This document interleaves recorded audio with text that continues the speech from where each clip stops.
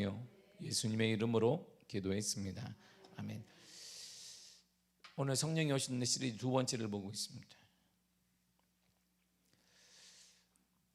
지금 러시아와 우크라이나 전쟁을 하고 있습니다. 전쟁 중에 가장 중요한 요지 중에 하나가 물론 군 시설이든가 또한 러시아가 구소련을 갖고 있던 핵을 많이 가지고 있었기 때문에 그런 원자로 관련된 모든 업체일 것입니다. 그 선제 타격하고 그것을 러시아가 독점하기 위해서 지금 전쟁을 벌이고 있고 그 땅을 달라고 얘기를 하고 있습니다. 그런데 우리가 러시아 우크라이나 전쟁 중에 초기에 많은 우크라이나 병사들이 죽었고 신문에 나왔던 것이 뭐냐면 다리를 폭파하기 위해 다리를 사수하기 위해 한 청년이 군인이 죽었다, 이렇게 대문짝만하게 신문에 나오기도 했습니다. 전쟁에서 이기는 쪽에서는 다리를 사수하려고 하고 지거나 밀리는 편에서는 가장 먼저 다리를 폭파합니다. 그래야 적군들이 오는 것이 더디거나 그들이 탱크를 몰고 올 때 다리가 끊어져서 오지 못하기 때문입니다. 다리는 연결하는 것입니다. 이곳과 저것을 연결하는 것 바로 그것이 다리입니다. 그래서 끊으려고 하고 한쪽에서는 끊으려고 하고 한쪽에서는 사수하려고 합니다. 끊어놓으면 물자 수송이나 식량 수송 등의 문제가 뒤따르기 때문에 현재 전쟁에 있어서 가장 중요한 거점 중에 하나이기도 하고 한국은 특별히 더 많은 것이 문제가 되기도 하고 이점이 되기도 합니다. 우리나라 한강이 있습니다. 우리나라 경제 성장을 일컫는 한강의 기적이라고 부를 정도로 우리 민족의 큰 젖줄이라고 말하고 있습니다.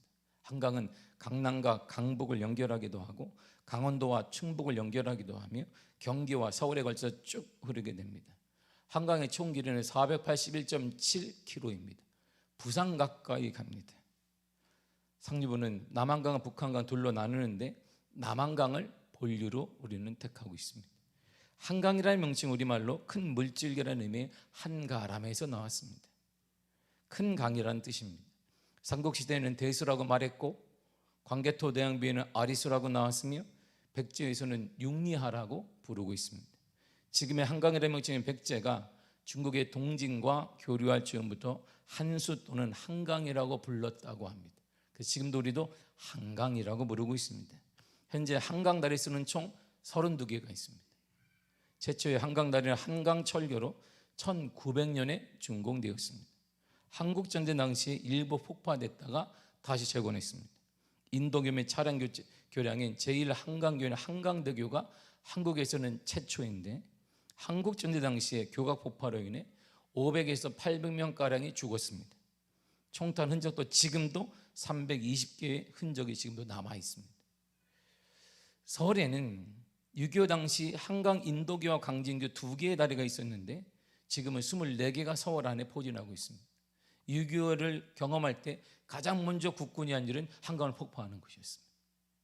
그로 많은 사람이 죽기도 했고 그걸 건너지도 못했지만 일단 북한에서 계속 중공군과 밀려오고 니까 한강을 끊어버려야 됐어요. 한강을 폭파해버렸습니다. 그로 인하여서 적군이 더디 오기는 했지만 수많은 우리 한국 사람이 죽기도 한 것이 사실입니다. 이렇게 다리가 중요해요. 다리는 대단히 중요합니다. 세계 유명한 곳을 가도 다리가 많습니다. 여러분 알다시피 나이아가라 폭포가 있습니다.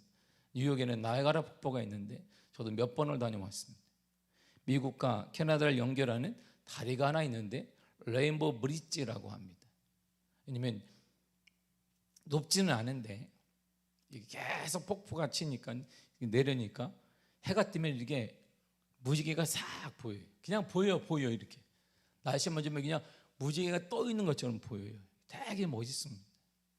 그래서 비옷을 입고 다 입은 다음에 그걸 들어간 배가 요 앞까지 쏙 들어갔다 나오는데 뚝뚝 떨어지는데 햇빛만 때문에 그냥 레인보우 무지개가 쫙 보여요.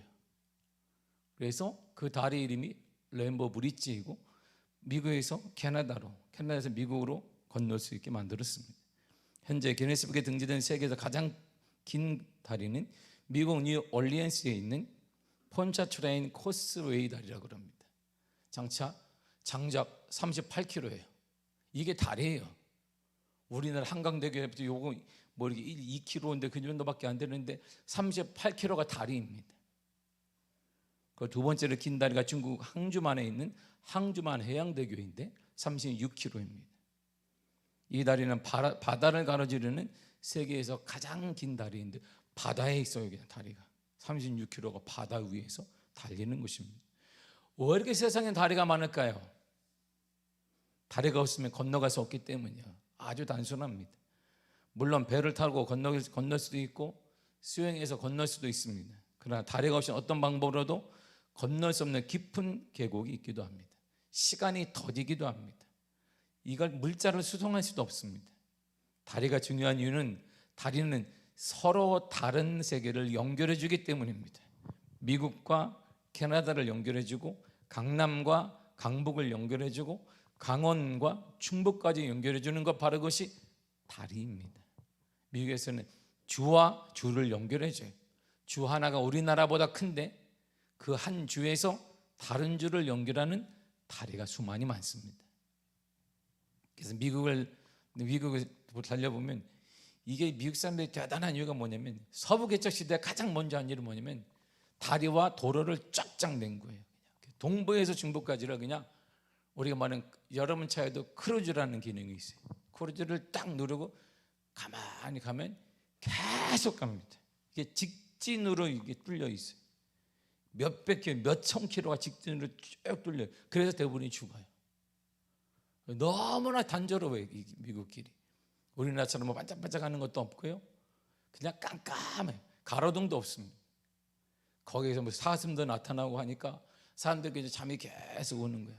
대부분의 사람은 어떻게 가냐면 크루즈를 딱 해놓고 발로 다리에다 운전대에다 발을 탁 얹어요. 이렇게 고정시켜놓고 그냥 가는 거예요. 계속.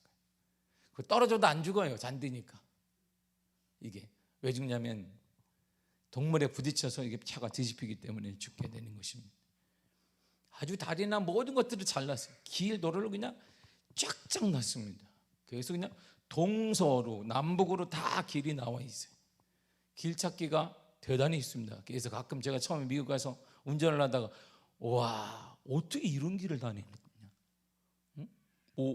부산까지 500km인데 500km랑 5000km 막 이런 게 한 줄로 나와 있어요. 한 줄로 쫙쫙. 그것도 1, 2차선이 아니라 왕복 16차선 이렇게 쫙쫙 나와 있는 거예요.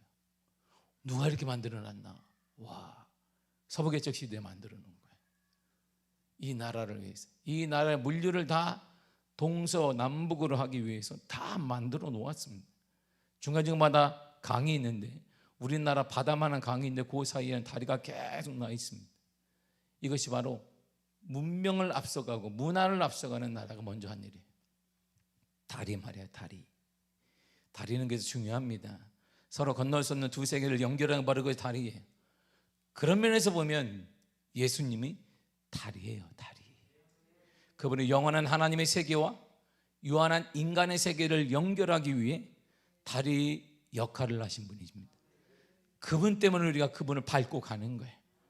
그분을 그냥 밟고 가는 것입니다. 우리가 그분을 통해 하나님의 나라로 가게 되고 그분을 통해 하나님을 만나게 되는 거예요. 그래서 사도 바울이 이렇게 표현해 주고 있습니다. 에베소 2장 11에서 14절입니다. 시작. 그때 너희는 그리스도 밖에 있었고 이스라엘 나라 밖에 사람이라. 약속의 언약들에 대하여는 외인이요 세상에서 소망이 없고 하나님도 없는 자이더니 전에 멀리 있던 너희가 그리스도 예수 안에서 그리스도의 피로 가까워졌느니라. 그는 우리의 화평이시니라. 둘로 하나를 만드사 원수된 것 곧 중간에 막힌 담을 하셨다. 아멘. 그는 화평이에요. 중간에 막혀 있었어요. 그거를 다 다리를 놓아버렸습니다. 갈 수 없는 그 길을 하는 주님이 만들어 놓았어요. 막힌 담을 확 부셔버렸습니다. 주님이 부셨으니 이제 우리가 주님 예수님 통해 가게 되는 거예요. 예수님 통해 하나님을 만나게 되고 예수님 통해 이 세계 육신에, 우리는 육신은 이 땅에 있지만 하늘의 신령한 세계를 여기까지 경험할 수 있어요. 하늘나라 가서 경험하는 거 아닙니다. 완벽한 하나님의 나라는 하늘나라에서 경험하게 되는 것이지만 그러나 이 땅에 사는 동안 하늘의 세계를 경험할 수 있어요. 이 땅에 사는 동안 하늘의 신비로움을 경험할 수 있고 이 땅에 사는 동안 하늘의 기적을 경험할 수 있다는 것입니다. 이게 예수 믿는 자들의 특권이에요. 여러분의 삶에도 하늘의 신비가 임하기를 바랍니다. 이 신비와 이 기적과 은혜를 주시기 위해 예수님 우리의 다리가 되어주신 것이에요. 어떤 방법으로 우리의 다리가 되어주셨을까요? 성경이 이렇게 말해요. 에베소 2장 16절입니다. 시작. 또 십자가로 이들을 한 몸으로 하나님과 화목하게 하려 하심이라. 원수된 것을 십자가로 소멸하시고. 아멘. 십자가로 길을 내셨어요. 십자가는 죽음을 말합니다. 십자가는 희생을 말합니다. 십자가는 고통을 말합니다. 십자가는 완벽한 죽음을 말하는 거예요. 그리스도가 죽으심으로 다리를 놨단 말이에요. 그러나 그리스도의 죽으심 때문에, 우리 때문에, 여러분들이 무엇을 했기 때문에, 내가 열심히 했기 때문에 하늘의 신비로움을 경험하는 게 아니에요. 오직 그리스도의 은혜로 십자가의 죽으심 때문에 우리가 하늘의 신비를 여기서 경험하는 것입니다. 우리가 예수를 믿는 자마다 하늘의 신비가 경험되어지고 하늘의 능력과 기적을 여기에서 경험하게 되는 것이에요. 하늘나라서가 아니라, 하늘나라로 완벽한 것이지만 이 땅에서도 충분히 하늘의 신비를 경험할 수 있는 거예요. 그것이 그리스도의 특권입니다. 이처럼 예수님 우리에게 다리가 되어주시기 위해 이 땅에 오셨어요. 예수님이 오시는 곳 다리가 되어주셨다, 이런 뜻입니다. 인간과 하나님 사이에 건널 수 없는 깊은 계곡이 존재했어요. 죄라는 깊은 계곡이 존재합니다. 바로 그 계곡을 연결하는 다리가 되고자 예수님의 십자가를 지고 이 땅에 오신 거예요. 바로 그분이 예수님이고, 그래서 성경이 이렇게 주님이 직접 말씀하셨습니다. 요한복음 1장 12절 시작. 영접하는 자 곧 그 이름을 믿는 자들에게는 하나님의 자녀가 되는 권세를 주셨으니. 아멘. 우리는 원래 하나님의 자녀가 아니에요. 아담 이후로 우리는 에덴에서 쫓겨났습니다. 에덴에서 쫓겨났어요. 자신의 신분을 잊은 채 살아가던 죄인입니다. 그런데 예수께서 이 땅에 오셔서 하나님과 우리 사이에 다리가 되어주셨습니다. 그러므로 그리스도를 통해 하나님의 자녀가 되는 권세를 받았다는 거예요. 하나님의 자녀가 되는 권세를 그리스도를 통해 받은 거예요. 우리가 열심히 해서도 아닙니다. 내가 열심히 교회를 지켰기 때문이 아니에요. 하나님과 인간 사이에 막혀있던 담이 허물어지고 서로 이질적이었던 두 세계를 연결하는 예수 그리스도, 오직 예수 그리스도, 오직 예수 그리스도를 통해 하나님의 거룩한 역사가 나타나게 된 것이지. 더 나아가 주님 직접 이렇게 다시 한번 말씀하셨습니다. 요한복음 14장 6절이에요. 시작.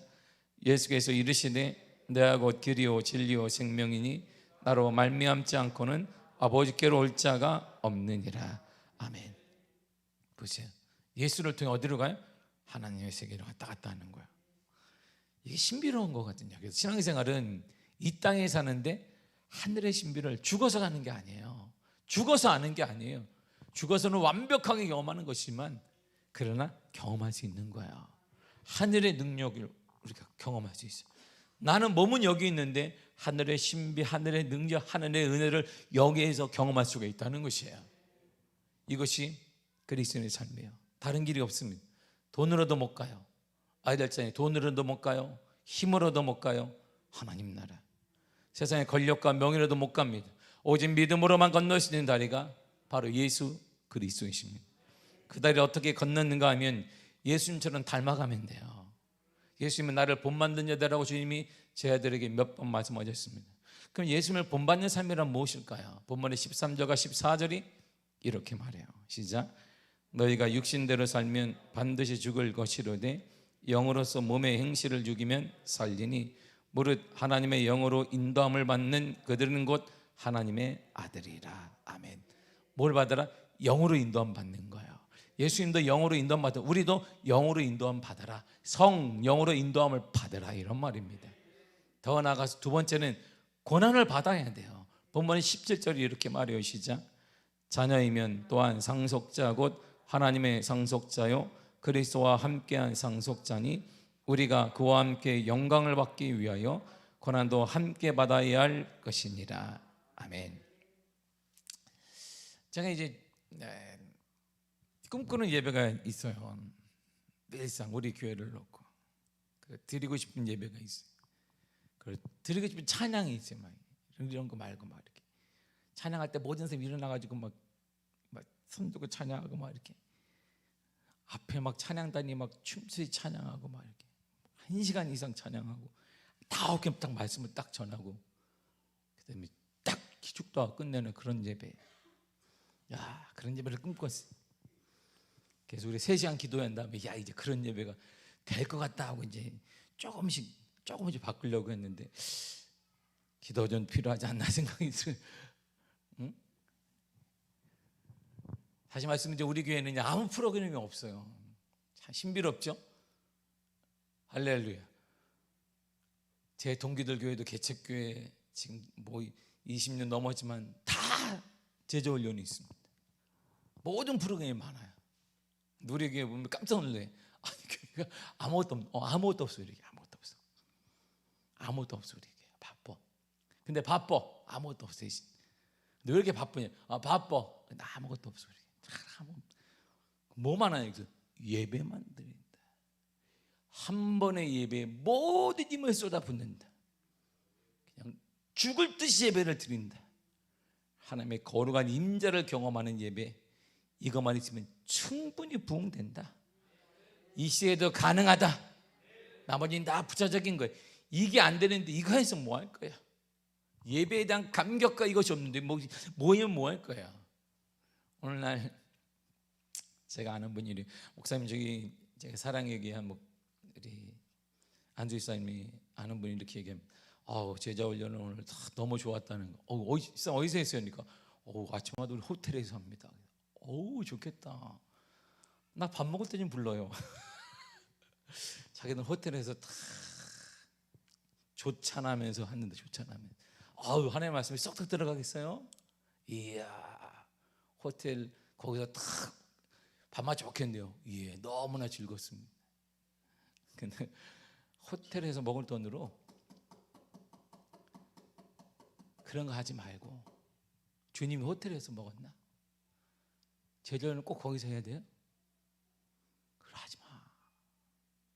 그 남들이 보면 호텔 직원들이 보면 우스워, 웃기다 그래.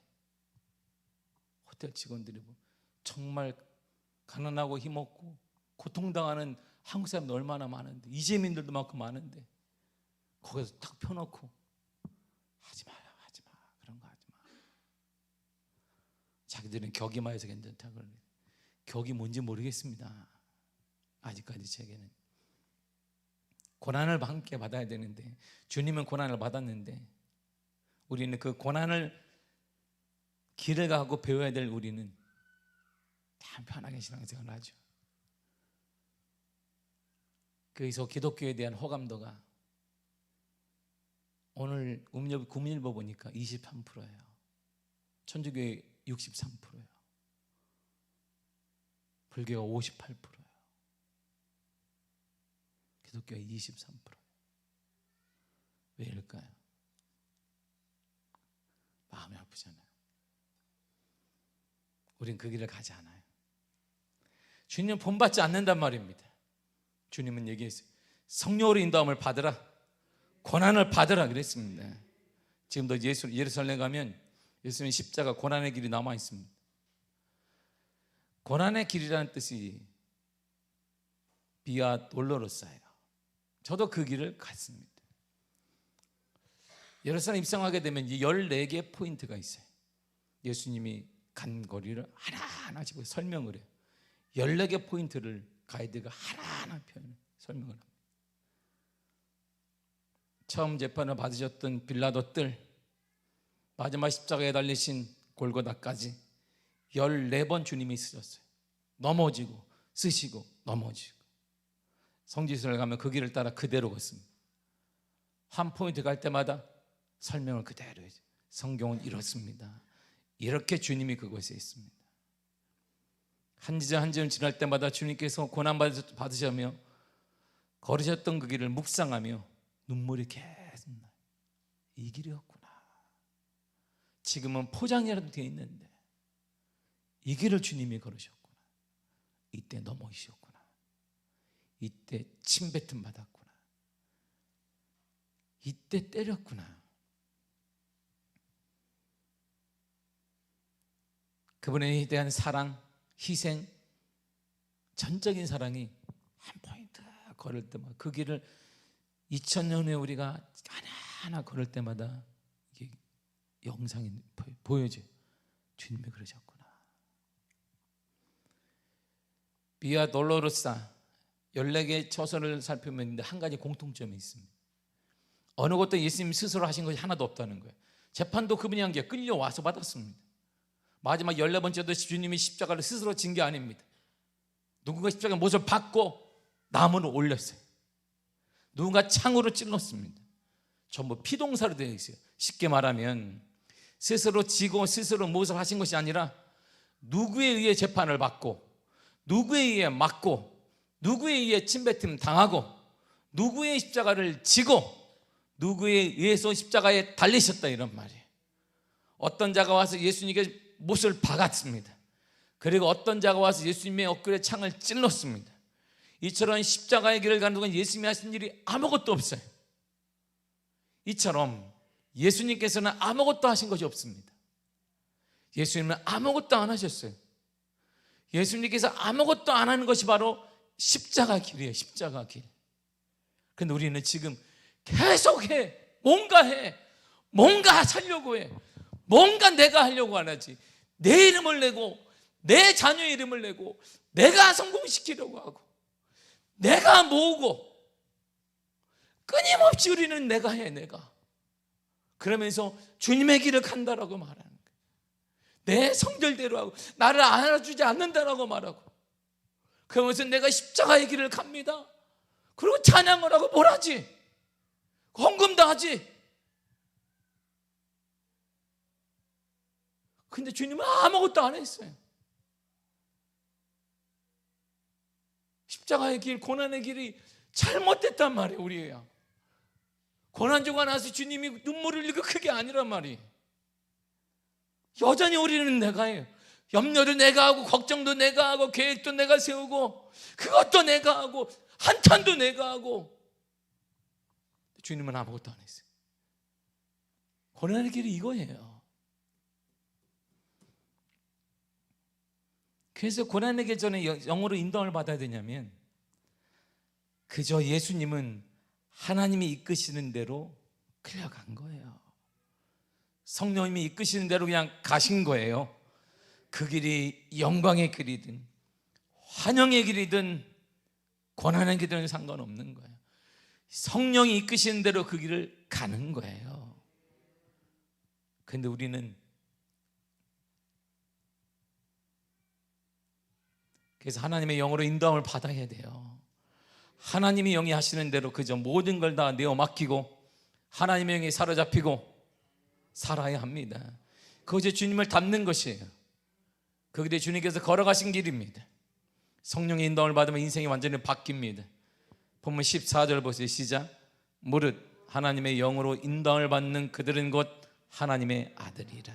아멘. 하나님의 아들이 돼요. 성령으로 인도함을 받으면 하나님과 가족 관계를 이루게 됩니다. 신분이 바뀌어요. 완전히 바뀝니다. 죄인이 의인이 바뀝니다. 됩니다. 버림받은 자가 하나님의 아들이 되어집니다. 망할 자가 형통한 자가 됩니다. 하나님의 가족이 되면 하나님의 자존심 때문에 우리는 망하는 자가 될 수 없어요. 어떻게 하나님의 가족이 망하겠어요? 어떻게 하나님의 가족이 자녀 우리가 꼬꾸라지겠습니까? 어떻게 하나님의 가족이 거기에서 낭만 가운데 일어나지 못하겠습니까? 아브라함의 자손이 돼요. 그래서 아브라함의 약속하신 모든 축복을 받습니다. 대물림 받습니다. 아브라함의 아들 이삭이 있어요. 성경을 보세요. 이삭이 한 일이 아무것도 없습니다. 이삭은요 한 일이 딱 하나 있어요. 이삭은 저처럼 여러분처럼 승질된 거예요. 이게 입맛이 아니네. 내가 좋아하는 거 갖고 와라. 그것만 있는 거예요. 얘들아 입맛이 오늘 없다. 내 여보 내 맛에 딱 맞는 거 갖고 오는데 야 에서야 나가서 사냥해 와라. 아빠 좋아하는 거 뭔지 알지? 이게 이삭이야. 이게 이삭이야. 그런데 성경에 보니까 이삭이 그걸 사냥을 잘했나 봐요. 그러니까 이삭이 놀랍게 이삭이 아들을 결혼을 안 시켜요. 성경 보세요. 30이 넘어도 결혼을 안 시켜. 왜? 요리는 누가 하노? 사냥은 누가 하냐? 그로 딱 보니까 그 가까이 있는 이방인 상관없어요. 가까이 있는 여자를 데리고 왔어요. 해라. 아주 이기적인 거잖아요. 이게 이삭이에요. 특별한 거 없습니다. 영적 분별력도 없습니다. 그런데 그럼에도 그는 축복을 받아요. 이삭이 왜 축복받을까요? 창세기 이렇게 말합니다. 26장 12, 13절이요. 시작. 이삭이 그 땅에서 농사하여 그의 100배나 얻었고 여호와께서 복을 주심으로 그 사람이 창대하고 왕성하여 마침내 거부가 되어. 아멘. 아니 왜? 뭐 했는데요? 아브라함 때 은혜 받는 거. 그의 아버지 아브라함이 하나 약속하셨거든요. 너와 후손에게 하나님이 약속하셨어요. 그러니까 받는 거예요. 이삭의 아들 야곱 또한 속이는 자라는 뜻처럼 거짓에 물든 인생이었습니다. 근데 그도 하나님의 큰 은혜를 경험하게 됩니다. 창세기 31장 1절이요. 시작. 야곱이 라반의 아들들이 하는 말을 들은즉 야곱이 우리 아버지의 소유를 다 빼앗고 우리 아버지의 소유로 말미암아 이 모든 재산을 모았다 하는지라. 아멘. 어머, 야곱이 이야, 라반의 아들들이 보기에도 야곱이 거부가 된 거예요. 이게 거부가 됐네. 아니 단신들은 왔어요. 몸 하나 기비에 왔는데 지금 보니까 부자가 됐네. 뭐인데 부자가 됐어요? 속이는 자였거든. 근데 왜 복을 받았을까요? 아브라함의 축복의 자녀이기 때문에 받은 거예요. 야곱의 아들 요셉은 형들에게 매신당하고 종으로 팔려간 사연 많은 인생입니다. 근데 인생 역전의 주인공이 돼요. 창세기 41장 41절에 43절의 시작. 바로가 또 요셉에게 이르되 내가 너를 애굽 온 땅의 총리가 되게 하노라 하고 자신의 인장 반지를 빼어 요셉의 손에 끼우고 그에게 세마포의 옷을 입히고 금사슬을 목에 걸고 자기에게 있는 버금술에 그를 태우매 무리가 그의 앞에서 소리지기를 엎드리라 하더라. 바로가 그에게 애굽 전국을 총리로 다스리게 하였더라. 아멘. 형들에게 배신당하고 보디바라 집에서 또 누명 쓰고 감옥에 가고 또 가면 가고 아주 인생 많은 사연 많은 인생인데 그의 인생 역전의 주인공이 돼요. 당시에 가장 큰 나라의 왕 다한가는 위치게 되고 너는 왕이라는 이름에는 내가 너보다 잘난 거지 네 마음대로 해라. 이 정도의 권력을 누리게 됩니다. 어떻게 그런 인생이 바뀌었을까요? 아브라함의 축복이 우선이기 때문이에요. 아브라함으로부터 14대 후손이 바로 다윗입니다. 허물도 많고 죄도 많이 지었습니다. 그럼에도 불구하고 이스라엘의 가장 왕 중에 가장 큰 많은 영토와 가장 존경받는 왕이 되었습니다. 왜요? 아브라함의 후손이 이렇게 축복을 누리기 때문에 하나님의 약속이 있기 때문이에요. 모든 대적에게 벗어나 평화가 되는 축복, 가문과 왕위가 영원하리라는 축복을 그가 누리게 돼요. 다윗 왕으로부터 28대 후손에 바로 예수님이 나오게 돼요. 우리는 하나님의 아들과 예수 그리스도를 믿음으로 하나님의 아들과 하나님의 후사가 되는 권세와 축복을 누리게 된 거예요.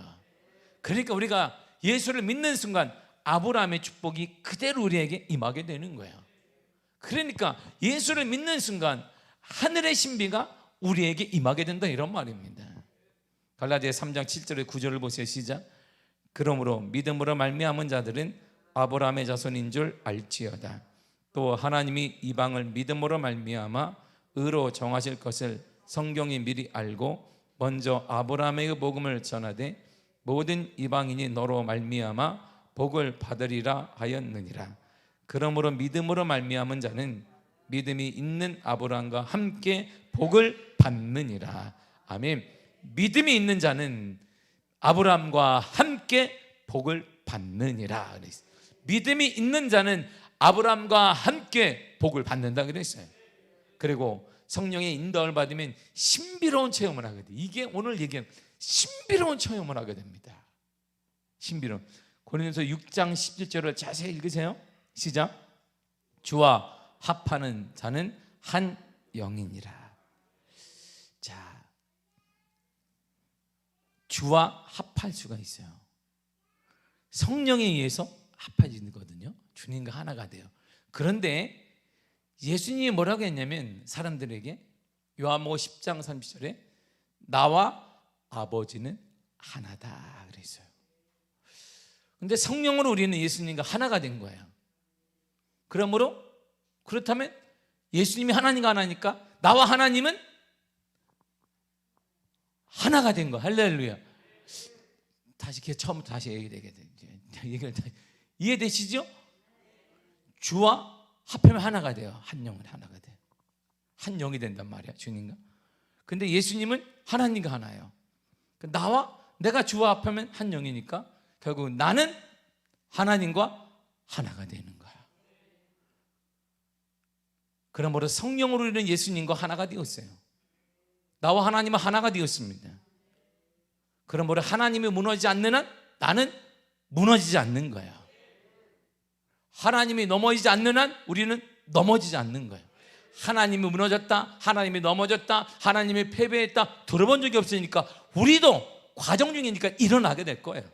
우리도 반드시 일어나게 될 것입니다. 이게 성경 우리에게 주는 거예요. 이게 성령의 사람이란 말이에요. 성령의 사람. 성령의 사람 앞에 그러면 코로나가 어디가 어떤 것이 오든 우리는 일어나는 거예요. 우리는 회복되는 거예요. 태초부터 지금까지 하나님이 이 땅의 창조주이시고 주권자이시기에 무너질 수도 무너지지도 않았어요. 그러므로 저와 여러분은 무너지지 않을 것입니다. 저와 여러분은 일어날 것입니다. 이거 제 신앙생활의 가장 신비로운 체험이고 신비로운 확신이며 신비로운 믿음이에요. 세상은 절대 이것을 이해할 수 없습니다. 근데 성령의 인도함 받는 자는 이 신비로움을 알아요. 근데 왜 우리가 낭망할까요?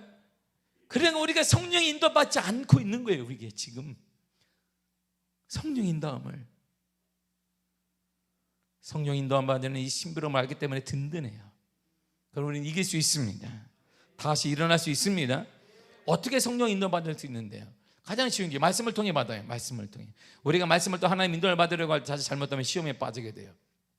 제가 오늘 새벽에 얘기했듯이 그러므로 말씀을 여러분 많이 읽을 필요가 없어요. 많이 읽을 필요가 없어요. 제가 오늘 새벽에 얘기했지만 월요일날 화요일날 제가 여러 가지 머리에 복잡해서 한 번씩 읽었어요. 신약을 한 번, 월요일 한 번 읽고 화요일날도 또 한 번 막 읽었어요. 계속 읽어요. 2번을 읽었어요. 신약을 계속. 예, 갑자기 머리를 정리할 겸해서 하루 종일 읽었어요. 하루 종일 계속 성경. 그러나 저는 하루에 많이 성경을 읽지 않아요. 그러니까 제가 읽는 방식이 탁탁 세 종류를 읽어요. 그냥 몇 절, 몇 절, 몇 절 이렇게 있습니다. 그리고 때로는 이 몇 절 때문에 깊이 3시간도 되고 막 4시간도 돼요. 한 절 때문에 막 고민하게 돼요. 그래서 성경을 읽어요. 제가 읽는 성경은 그런 거예요. 많이 읽는 건, 몇 번 읽는 건 저한테는 별 의미가 없어요. 여러분, 성경을 읽는다는 것은 뭐냐면, 말씀을 통해 인도함 받는다는 것이 뭐냐면 잘 들어야 돼요. 잘 듣고 말씀의 은혜가 딱 되어지면 암송하지 말고 펴요. 그리고 손가락으로 계속 읽어요. 이렇게 몇 번까지 읽으나? 100번은 읽으세요. 100번만 읽으면 돼요. 이렇게. 여호와는 나의 목자시니 내가 부족함이 없으리로다. 계속 100번을 읽으면 이게 마음과 머리에 확 박히게 돼요. 어떤 문제가 딱 생기면 여호와는 나의 목자시니 내가 부족함이 없으리로다. 할렐루야. 이렇게 나온단 말이에요. 이게 말씀을 통해 성령 인도함 받습니다. 갑자기 마음이 뭉클해지고 뜨겁게 불타오르기 시작하고 그 말씀에 부딪혀 반성을 치는 방망이 내 머리를 계속 때려요. 내 마음을 계속 때립니다. 이렇게 계속 성령이 역사한다는 거예요. 그렇게 하라는 거예요. 두 번째가 소원을 통해 인도하십니다. 빌립보서 2장 13절 이렇게 말해요. 시작. 너희 안에서 행하시는 이는 하나님이시니 자기의 기쁘신 뜻을 위하여 너희에게 소원을 두고 행하게 하시나니. 아멘. 우리가 계속 기도하다 보면 마음의 소원과 확신이 일어나게 됩니다. 우리가 성령을 받기 위해 기도하고 부르짖을 때 마음에 소원이 막 일어나요. 그걸 잊지 말아야 돼요. 놓치지 말아야 돼요. 2번 생각하지 말아야 돼요. 그냥 하는 거예요. 그렇게 하면 그곳에 역사가 있습니다. 우리가 감동만대로 하면 역사가 있는데 2번 생각하면 사단이 역사예요. 바로 감동할 때 우리가 하면 그때. 그래서 우리 다음 전 세대에 이렇게 50년대, 60년, 70년 기적이 많이 일어났던 것은 이분들은 한번 감동 오면 바로 실천했기 때문에 우리의 감동 오면 생각을 해봐야 돼. 이렇게 감동도 잘 안 와. 우리는 은혜 받는 거 썩 그다지 이렇게 막 이렇게 은혜 받을까봐 무서워요. 요즘에 은혜 받는 자리에 갈까봐 막 두려워요. 지금. 은혜 받는 자리에 갈 때는 꼭 주머니를 꽉 손에 쥐고 이렇게 꼭. 예전에 그러지 않았단 말이에요. 예전 우리 신앙을 보세요. 제가 어릴 때도 보세요. 제가 오살리 가서 내가 중2밖에 되지 않은 애가 펑펑 금식하고 울었어요. 지금 생각해도 왜 이렇게 눈물이 많이 나는지 가슴을 치고 3일 내내 운 것 같아요. 너무 들을 게 없는데 그때 사촌 형이 사우디에서 일하고 만화 시계를 사줬단 말이야. 그 당시에 그거 없어. 저밖에 없어요. 그거를 다 하나님께 드리는데 지금 생각해도 그래. 그 만화 시계 어떻게 파나 그거. 근데 그거밖에 드릴 게 없는 거예요. 이렇게 하나님 감사합니다. 다. 그리고 결혼하고서도 우리 아내가 기도 너무 은혜를 받아서 드릴 게 없어가지고 다 시계고 뭐고 반지고 뭐고 싹 하나님께 드렸지. 그러면 내가 그 교회 담임 목사 되니까 내 시계가 있더라고. 팔 수가 없는 거야. 가짜였거든요. 돈을 받은 다음에 다 모아놓고 가짜를 우리가 둘이 샀단 말이에요. 시계만큼은. 그러니까 이게 안 팔려. 그러니까 그 시계 너무 감사해서 그걸 내가 헌금에 가격의 2배를 주고 내가 갖고 왔어요. 다시 차고. 이야. 옛날 얘기가 돼버렸잖아요. 감동의 얼떨이에서 2번 여러 많은 생각을 합니다. 그래서 성령의 감동이 싹 사라지는 거예요. 그래서 성령의 역사, 성령의 충만함이 우리에 사라지게 되는 것입니다. 마지막 성령의 환경을 통해 임하십니다. 하나님의 말씀이 임하시는 것도 아니고 꿈이나 환상이나 소원과 확신이 있는 것도 아닌데 환경이 우리가 그것을 계속 몰아칠 때가 있습니다. 이럴 때 우리 마음에 평안이 있다면 환경이 아무리 답답하고 절망적일지라도 걱정하지 말고 인내하면 됩니다. 분명한 사실은 그런데 평안이 있어야 돼요. 평안하지 무조건 쫓겨가는 거예요. 사단이 역사하는 것이 100% 실패하는 것입니다. 하나님 우리가 그냥 꽉 막힌 것 같은데 하나님이 평안을 주세요. 그 성령이 역사하시는 것입니다. 남들 볼 때 정말 답답한데 그때 평안이 막 몰려와. 그것도 하나 성령이 역사하겠다는 사인이에요. 그때는 걱정하지 말고 기다리면 됩니다. 성령이 일한다는 사인이기 때문입니다. 사랑하는 성도 여러분, 성령의 인도함을 받으세요. 말씀을 통해 받고 우리 마음속에 있는 감동을 함부로 여러분 스스로 묵혀두지 말고 환경을 통해 평안이 온다면 그걸 따라가시기를 바랍니다. 주님의 거룩한 역사가 나타나고 성령의 인도함을 통해 주와 내가 하나가 되어지고 하나님과 내가 하나가 되어지기 때문에 그 하나님의 신비로운 세계를 우리가 이 땅에서 경험하게 될 것이에요. 하나님의 신비로운 은혜를 여러분들이 경험하는 주인공이 될 줄 믿습니다. 기도하겠습니다. 하나님 감사합니다. 주의 은혜 허락하심을 감사합니다.